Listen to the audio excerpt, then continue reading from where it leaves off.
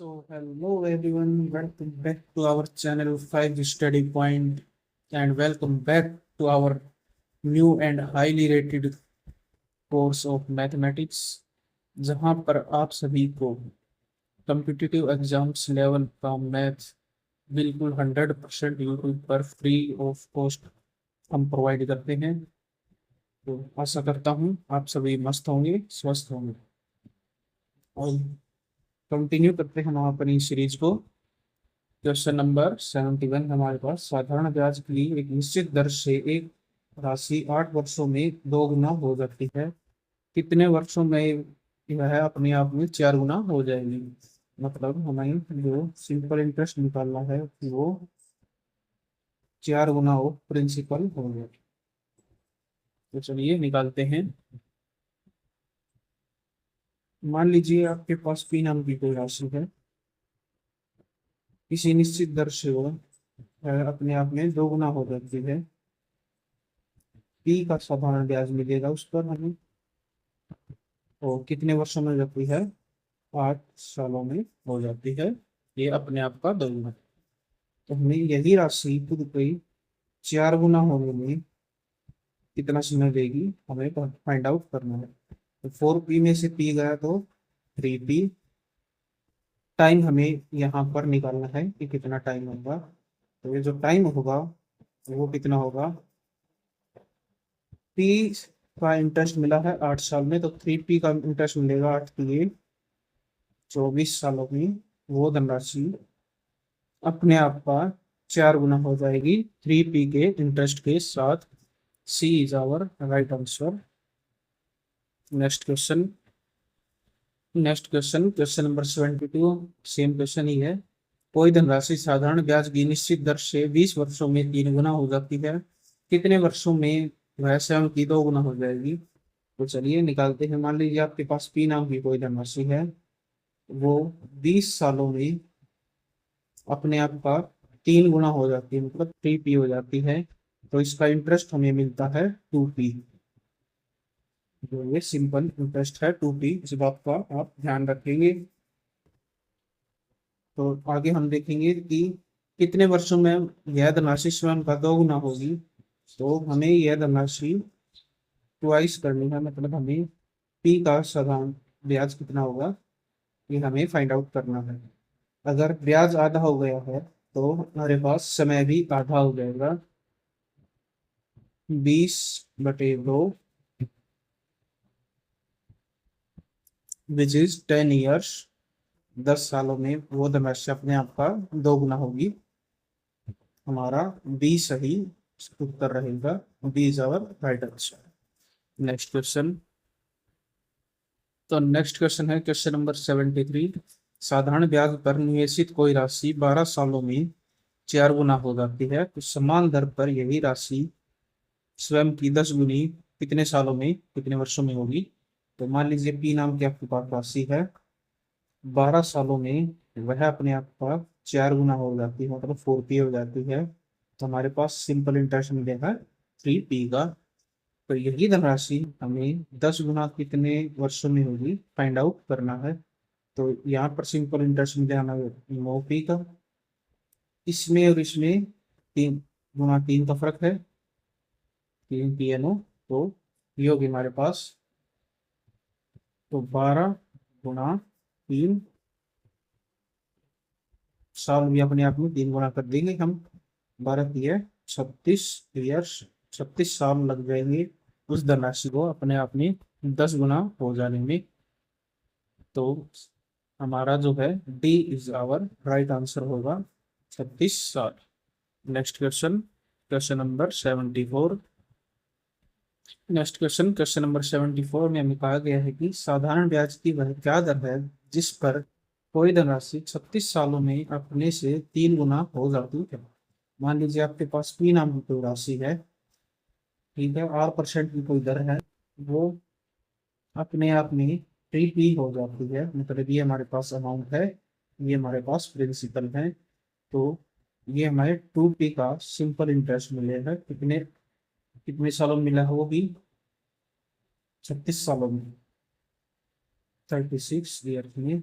Rate हमें निकालना है कि वह क्या दर है जिससे वह अपने आप में 3 गुना हुई है।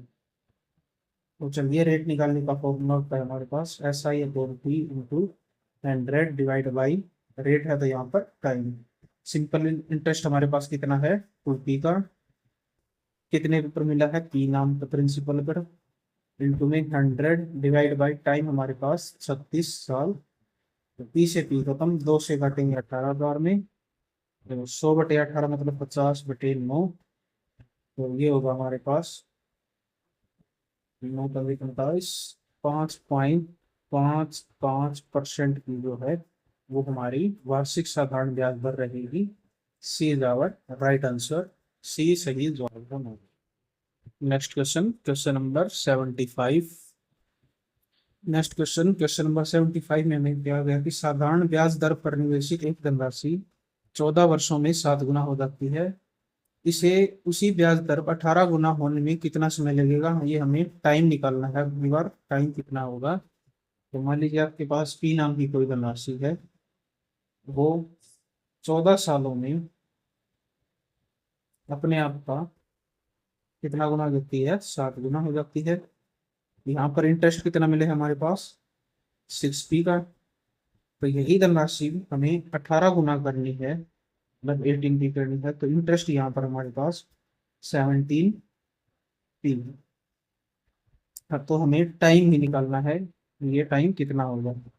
मान लिया आपको जो दिया गया है, जो 6P का जो इंटरेस्ट मिला है वो आपको 14 सालों में मिला है, तो आपको 17P का इंटरेस्ट कितने सालों में मिलेगा, ये हमें फाइंड आउट करना है। ठीक, तो 14 सालों में हमें जो मिला है वो 6P का इंटरेस्ट मिला, 17P का हम निकाल लेंगे। P से P खत्म, तो इसको हम काटेंगे, ये आएगा 2P/6, 2 7 14, 17 की 7 से गुना करेंगे, ये होगा हमारे पास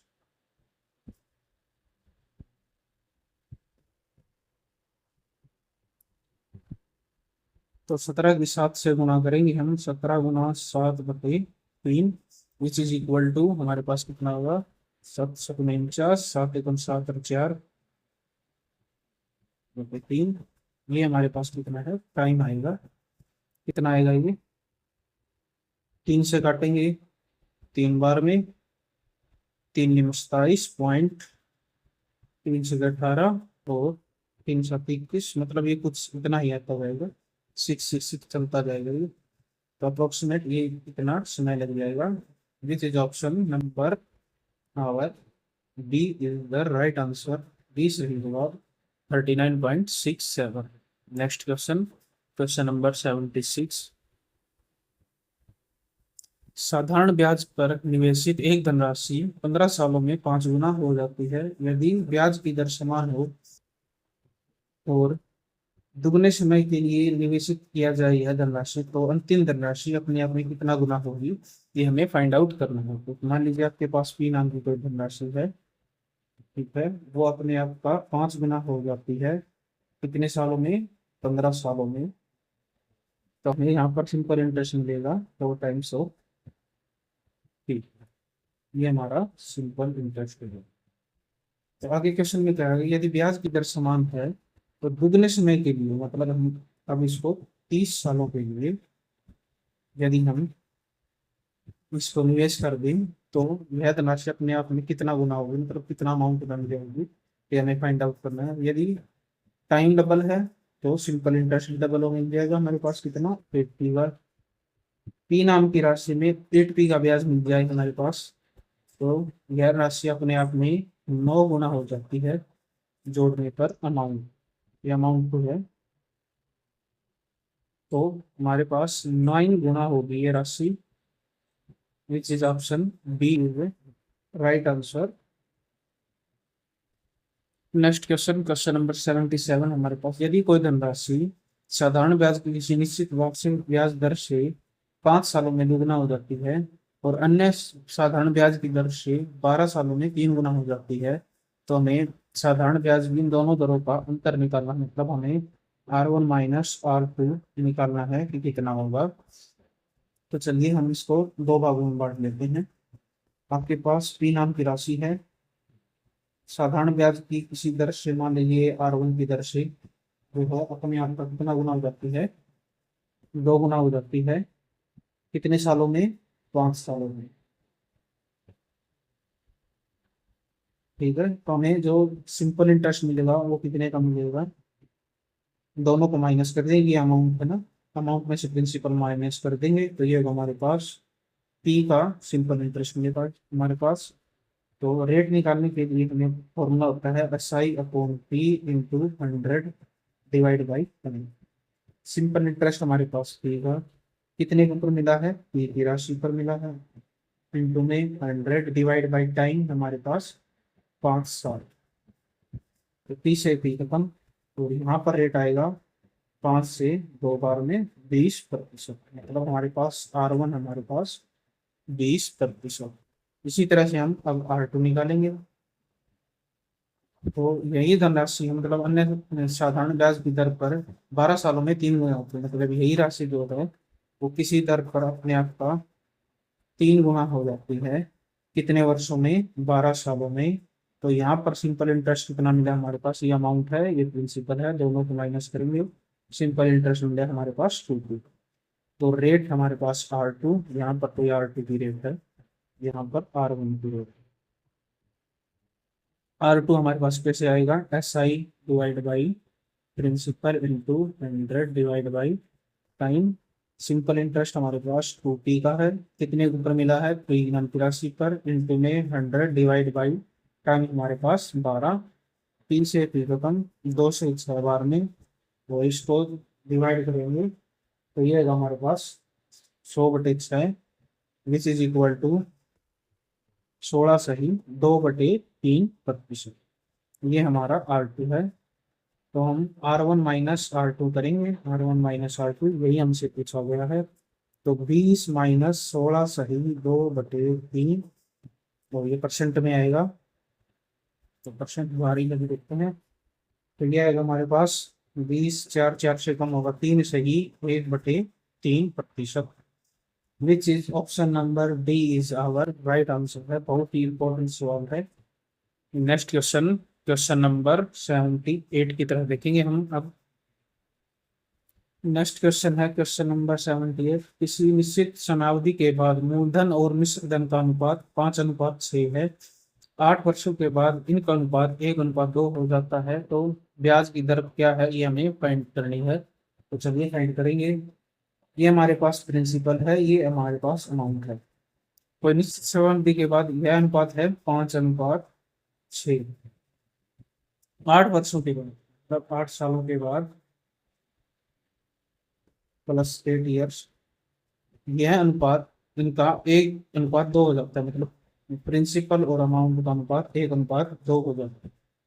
तो हम अब इसको सोल्व करेंगे। हमारे पास प्रिंसिपल ऑलवेज सेम रहेगा। यदि आपके पास प्रिंसिपल 5 है, यहाँ पर 1 है, तो इनको बराबर करेंगे। बराबर करने के लिए इसको 5 से गुना, इसको भी 5 से गुना, तो ये हो जाएगा हमारे पास प्रिंसिपल अमाउंट 5/6, ये होगा 5 और 10। तो यहाँ पर हम दे सकते हैं प्रिंसिपल हमारे पास है 5,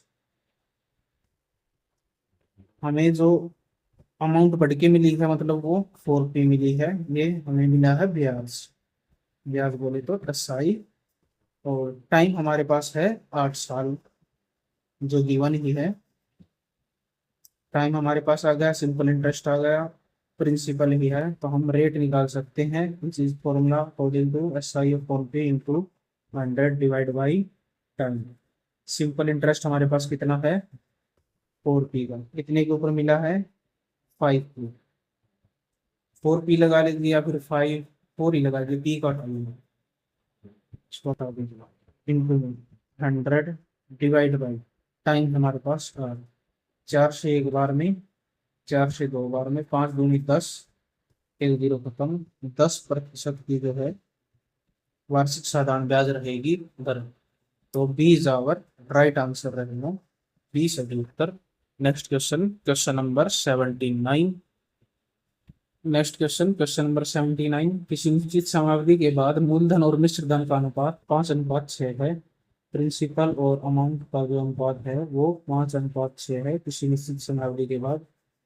6 सालों के बाद यह अनुपात 2:3 हो जाता है। तो चलिए अब इसको बराबर भी किया जाए, क्यों हमारे पास प्रिंसिपल हमेशा ऑलवेज वेल हर जगह बराबर होगा। 5 और 2 को बराबर करने के लिए 10 होता है और दोनों के बराबर। तो इसको हम 5 से गुणा कर दें और इसको हम 2 से गुणा कर दें, तो ये हमारा प्रिंसिपल बराबर हो जाएगा। तो प्रिंसिपल और अमाउंट का रेशियो हो जाएगा हमारे पास 10:6:12, और ये 5×10 और 5×2=15। प्रिंसिपल हमारा तो सेम हो गया। अमाउंट में वृद्धि हुई है कितनी, 12 से 15, मतलब हमारे पास 3 का ये सिंपल इंटरेस्ट में वृद्धि हुई है। कितने सालों में हुई है, 6 सालों में। तो चलिए निकालते हैं अब हम वार्षिक ब्याज दर। हमारे पास सारी चीजें हैं। प्रिंसिपल हमारे पास है कितना, 10। तो रेट निकालने के formula SI/P × 100 divide by time. SI हमारे पास है 3, प्रिंसिपल है 10, इंटू में 100 डिवाइड बाई टाइम हमारे पास 600। 3 से 1 बार में, 2 बार में, 1 0 से 1 0 खत्म, 2 से 5 बार में। रेट हमारे पास 5%, which is option number B is our right answer है। 5% की वार्षिक साधारण ब्याज दर रहेगी। Next question, question number 80। किसी निश्चित समयावधि के बाद मूलधन और मिश्रधन का अनुपात 4:5 है। प्रिंसिपल है हमारे पास, अमाउंट है तो ये है 4:5 के 3 सालों के बाद। 3 सालों के बाद यह अनुपात 5:7 हो जाता है। शरीर सबसे पहले हम प्रिंसिपल को बराबर करेंगे, इसको करेंगे हम 5 से गुना, इसको करेंगे 4 से गुना, 20 के ऊपर दोनों बराबर हो जाते हैं। तो चलिए बराबर करने के बाद जो हमारे पास आया है प्रिंसिपल और अमाउंट का रेशियो 500 के 20, 5 5 25, और ये होगा 500 के 20 और 700 के 28। प्रिंसिपल हमारा हो गया है सेम। अमाउंट में वृद्धि हुई है 3 की, जो कि हमारे पास सिंपल इंटरेस्ट में ही वृद्धि हुई है 3 की। कितने सालों में हुई है, 3 सालों में हुई है। तो चलिए निकालते हैं हम रेट। रेट निकालने के लिए SI/P × 100 divide by time. Rate निकालेंगे हम। सिंपल इंटरेस्ट हमारे पास 3 है, कितने के ऊपर मिला है, 20 के ऊपर, प्रिंसिपल 20 ही है, इंटू में 100 डिवाइड बाई टाइम। टाइम हमारे पास कितना है, 3 साल है। 3 से 3 खत्म, 1 0 से 1 0 खत्म, 2 से 5 बार में। 5% की वार्षिक साधारण ब्याज दर रहेगी। ए इज आवर राइट आंसर होगा, A for Apple. Next question हम करेंगे कल, और आशा करता हूँ आपको ये वीडियो पसंद आई होगी। अगर पसंद आई तो वीडियो को लाइक जरूर करें, अपने दोस्तों के साथ शेयर करें, और यदि आप न्यू हैं तो आप इस चैनल को सब्सक्राइब जरूर करें और बेल आइकन को ऑल पर कर दीजिए। आपका यह सहयोग हमारे लिए बहुत ही मोटिवेशनल सहयोग रहता है। तो मिलते हैं आपसे एक और न्यू वीडियो में, बेहतरीन धमाकेदार वीडियो में। बने रहिए। जय हिंद, जय भारत।